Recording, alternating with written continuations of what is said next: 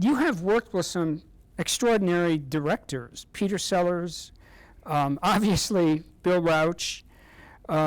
You've worked with some extraordinary actors, Philip Seymour Hoffman. And my first question is, how have other directors and actors with whom you have worked encouraged you in your acting? And I guess what I really want to know is, what did they see in you that convinced them that you could go where few or perhaps no other deaf actors have ever gone?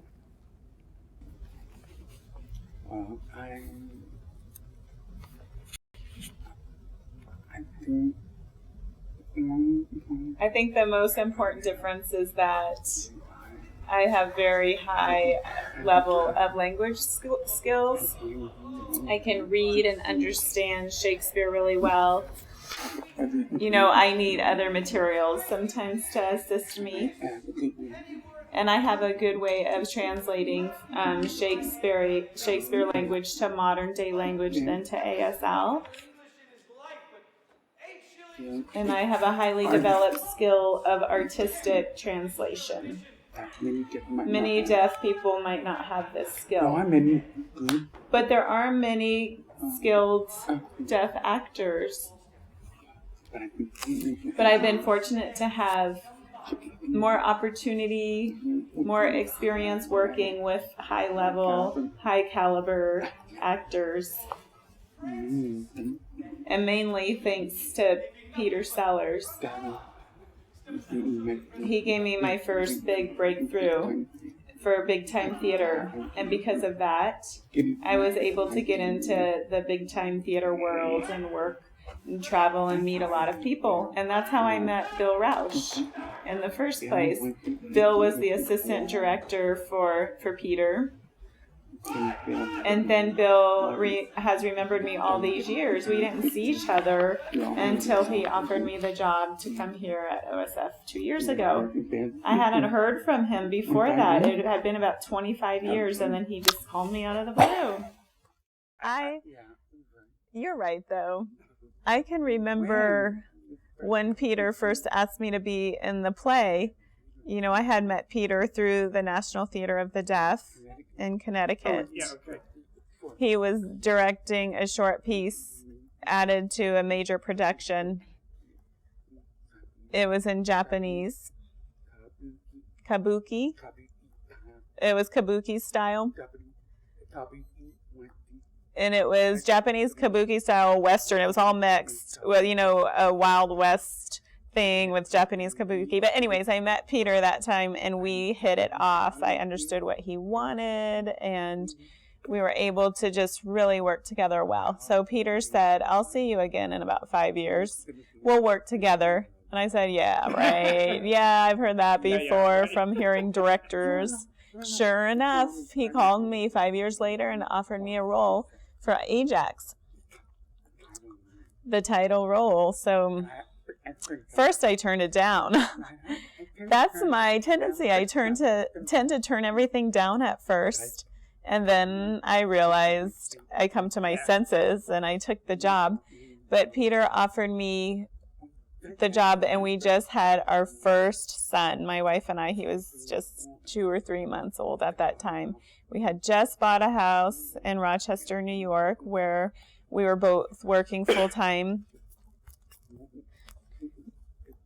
Yeah, we're both working full-time as teachers. And we had a nice family life, very stable, secure, benefits, retirement, bought a house.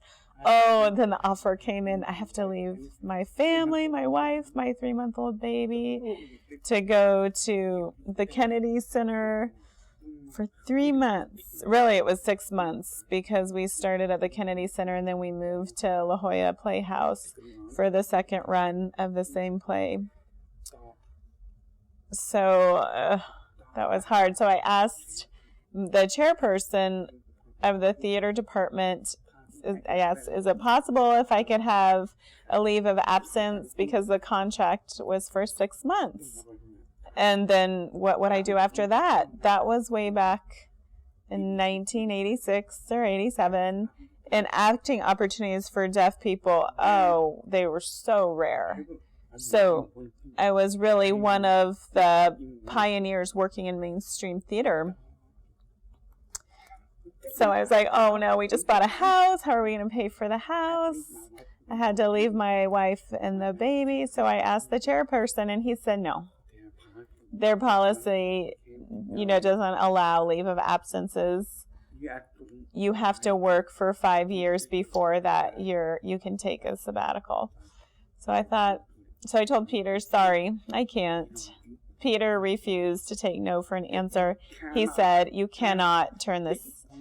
This is going to break new ground for deaf actors. You have to do the role. I'm not going to do the play if I can't have you. Nice. Wow, that was nice. But what am I going to do after 6 months? So he asked me for permission to talk to the chairperson. They did a conference call, and there was an interpreter there, and Peter talked to the chairperson, and that was so funny. The more he talked, the more my chairperson, he just looked at me, and his eyes got bigger and bigger and bigger. And then he covered the phone, and he said, you have to take this job. I thought, oh, shit. I have to argue all over again or discuss with my wife. Should I leave? Should I go do this? So the chairperson hung up the phone and said, I'm not going to let you make the same mistake I made 30 years ago. Oh, my gosh. So he had the same situation. He had young children. It was a gamble. He needed guts to give everything up to do the play. So I went back to my wife and said, well, my boss says I have to go. She knew it was in my heart, and she knew in her heart that I really wanted to do that role. It was a big time role. It was wonderful. So we cried, got emotional. Then I wrote a letter of resignation to give to the chairperson, and he went up to administration, came back down 20 minutes later. He ripped up the letter, and he said, administration is thrilled that you have this opportunity. We will hold the job for you, so you can come back.